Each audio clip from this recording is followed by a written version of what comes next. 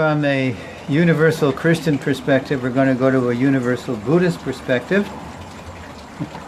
I've only spoken with this lady very briefly. I said, "Ma'am, how do you say your name?" And she said, "It's a hard G." So without further ado, we're going to hear now from Gen Kelsang Lingpur from the Kadampa Meditation Center.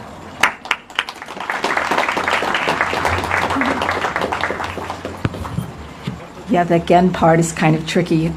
One time we sent some publicity out and it came back, somebody took the liberty of changing my name to General, because it's Gen.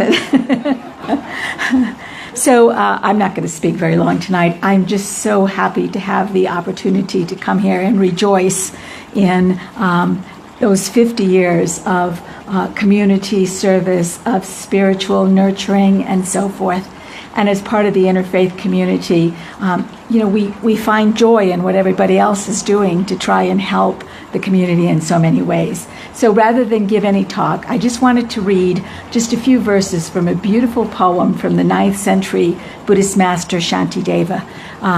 We believe in Buddhism, which I think most people do, that as you change your mind, you change your world. And what you visualize and what you think of creates the causes for what you want someday in the future.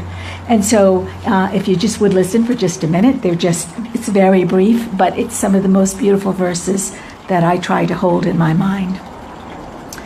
He said, "May I become a protector for the protectorless, a guide for those who travel on the road, and for those who wish to cross the water, may I become a boat, a ship, or a bridge.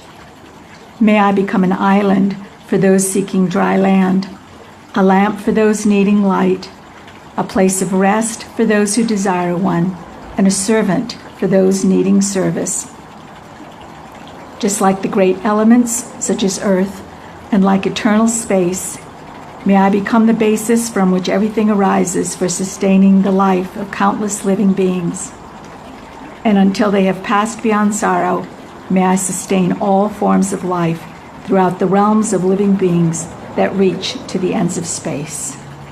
This is what I think the Krishnas are doing. Thank you.